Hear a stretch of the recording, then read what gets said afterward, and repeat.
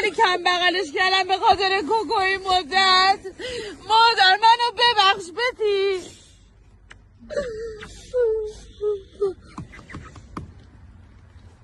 آخ واسه خودم بگیرم آقای امبرا.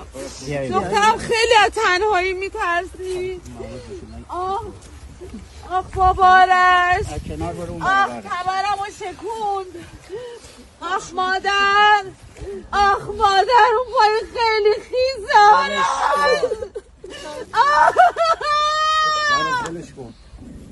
آخ خیلی آبه چرا؟ اونو آب زمینه تشنرم آقای برم. یه روز نه آب خورد دهنش خوش بود نمیتونه سرشو میکرد تو کاسه آب نمیتونست آب بخوره. دخترم تشنرم.